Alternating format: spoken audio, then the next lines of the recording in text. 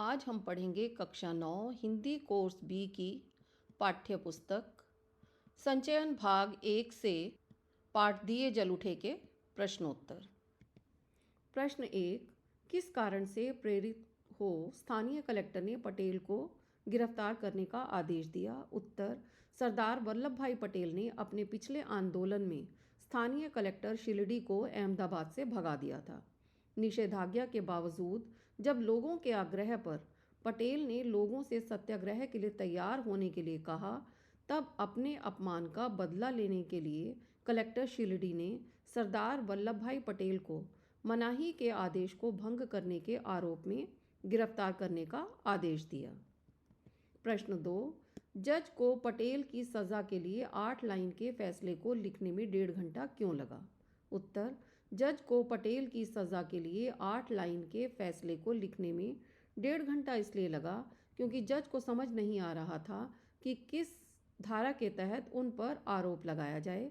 सरदार वल्लभ भाई पटेल ने रास में भाषण की शुरुआत करके कोई अपराध नहीं किया था। यह जज भी अच्छी तरह जानते थे। सरदार वल्लभ भाई पटेल को कलेक्टर ने अपने अपमान का बदला लेने के लिए गिरफ्तार करवाया था।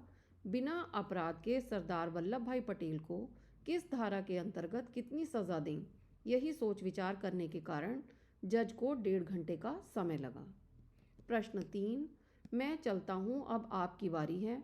यहाँ पटेल के कथन का आशय उद्धृत पाठ के आधार पर स्पष्ट कीजिए। उत्तर, सरदार वल्लभ भाई पटेल के इस कथन का आशय यह है कि अंग्रेजी सरकार कोई न कोई बहाना बनाकर कांग्रेस के नेताओं को पकड़ती थी। जिस सत्याग्रह की शुरुआत हो चुकी थी उसे आगे बढ़ाने की जिम्मेदारी अब गांधी जी की और आश्रम वासियों की थी, क्योंकि सरदार पटेल को 3 महीने के लिए जेल ले जा रहे थे। इसीलिए उन्होंने कहा, मैं चलता हूँ, अब आपकी बारी है। प्रश्न 4, इनसे आप लोग त्याग और हिम्मत सीखें। गांधी जी ने यह किसके लिए और किस संदर्भ में कहा? उत्तर, दरबार लोग रियासतदार होते थे, लेकिन गांधी जी को उनके कूच में सहायता प्रदान करने के लिए अपना ऐशो आराम छोड़कर रास में बस गए थे, जबकि उन्हें भी पता था कि गांधी जी का साथ देने के कारण उन्हें जेल भी जाना पड़ सकता है। इनसे आप लोग त्याग और हिम्मत सीखें। गांधी जी ने ये शब्द इन्हीं दरबार लोगों के त्याग और ऐसे फैसले लेने के साहस के कारण कहे थे। प्रश्न 5, पाठ द्वारा यह कैसे सिद्ध होता है कि कैसी भी कठिन परिस्थिति हो उसका सामना तात्कालिक सूझबूझ और आपसी मेलजोल से किया जा सकता है? अपने शब्दों में लिखिए। उत्तर, इस पाठ से सिद्ध होता है कि हर कठिन परिस्थिति को आपसी सूझबूझ और सहयोग से निपटा जा सकता है। सरदार वल्लभ भाई पटेल की गिरफ्तारी के कारण गुजरात का सत्याग्रह आंदोलन असफल होता जान पड़ा, किंतु स्वयं गांधी जी ने आंदोलन की कमान संभाल ली। यदि वे भी गिरफ्तार कर लिए जाते तो अब्बास तैयब जी भी नेतृत्व करने के लिए तैयार थे। गांधी जी को रात से कनकापुरा की सभा में जाना था। वहां से नदी पार करने के लिए गांव वासियों ने पूरी योजना बनाई। रात ही रात में नदी पार की गई। इसके लिए झोंपड़ी, तंबू, नाव, दियों आदि का प्रबंध किया गया। सारा कठिन काम चुटकियों में संपन्न हो गया। आपसी सहयोग के कारण ही सभी कार्य आराम से बिना किसी कठिनाई के संपन्न होते चले गए। प्रश्न 6, महिसागर नदी के दोनों किनारों पर कैसा दृश्य उपस्थित था? अपने शब्दों में वर्णन कीजिए। उत्तर, महिसागर नदी का किनारा महात्मा गांधी की जय, सरदार पटेल की जय और जवाहरलाल नेहरू की जय के नारों से गूंज रहा था। कई हजार लोग नदी तट पर हाथों में दिए लिए खड़े थे। इसी तरह का दृश्य नदी के दूसरी ओर भी था। उन्हीं नारों के बीच नाव रवाना हुई, जिसे रघुनाथ काका चला रहे थे। कुछ ही देर में नारों की आवाज़ नदी के दूसरे तट से भी आने लगी। उन आवाज़ों को सुनकर ऐसा लग रहा था जैसे वह नदी का किनारा नहीं बल्कि पहाड़ की घाटी हो, जहाँ प्रतिध्वनि सुनाई दे रही थी।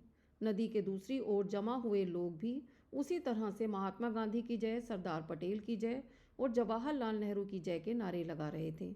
नदी के दोनों तटों पर मेले जैसा दृश्य हो रहा था। प्रश्न 7, यह धर्म यात्रा है, चल कर पूरी करूंगा। गांधी जी के इस कथन द्वारा उनके किस चारित्रिक गुण का परिचय प्राप्त होता है? उत्तर, इस कथन द्वारा गांधी जी की दृढ़ आस्था, सच्ची निष्ठा और वास्तविक कर्तव्य की भावना का परिचय प्राप्त होता है। गांधी जी अपना काम स्वयं करने में विश्वास रखते थे। उनका मानना था कि जब नेता ही कष्ट नहीं सहेगा तो जन सामान्य को कैसे प्रेरित कर पाएगा। वे किसी भी आंदोलन को धर्म के समान पूज्य मानते थे और उसमें पूरे समर्पण के साथ लगते थे। वे औरों को कष्ट और बलिदान के लिए प्रेरित करके स्वयं सुख सुविधा भोगने वाले ढोंगी नेता नहीं थे। वे हर जगह त्याग और बलिदान का उदाहरण स्वयं अपने जीवन से देते थे। प्रश्न 8। गांधी जी को समझने वाले वरिष्ठ अधिकारी इस बात से सहमत नहीं थे कि गांधी कोई काम अचानक और चुपके से करेंगे। फिर भी उन्होंने किस डर से और क्या एहतियाती कदम उठाए। उत्तर। अंग्रेजी अधिकारी गांधी जी की स्वाभाविक विशेषताओं से परिचित थे। वे जानते थे कि गांधी जी छल और असत्य से कोई काम नहीं करेंगे। फिर भी उन्होंने इस डर से एहतियाती कदम उठाए कि गांधी जी ने कहा था कि मही नदी के तट पर भी नमक बनाया जा सकता है। इसलिए नदी के तट से सारे नमक के भंडार नष्ट करवा दिए गए ताकि गांधी जी नदी के तट पर ही नमक बनाकर कानून न तोड़ सकें। प्रश्न 9। गांधी जी के पार उतरने पर भी लोग नदी तट पर क्यों खड़े रहे। उत्तर। गांधी जी के पार उतरने पर भी लोग नदी तट पर इसलिए खड़े रहे ताकि गांधी जी के पीछे आ रहे सत्याग्रही भी तट तक पहुंच जाएं और उन्हें दियों का प्रकाश मिल सके। शायद उन्हें पता था कि रात में कुछ और लोग आएंगे जिन्हें नदी पार करानी होगी। उन लोगों को पता था कि उनके सत्याग्रह में अभी और भी लोग जुड़ने वाले हैं। उन लोगों को भी नदी पार करवाना जरूरी था ताकि उन्हें भी सही रास्ते का पता चले। गांधी जी के सत्याग्रह में लोगों की संख्या बढ़े, अंग्रेजी सरकार उनके कूच को न दबा सके और वे नमक बनाकर कानून को तोड़ सकें। मेरी ये वीडियो पसंद आए तो इसे लाइक करें, शेयर करें और मधु कलर्स चैनल को सब्सक्राइब करना ना भूलें।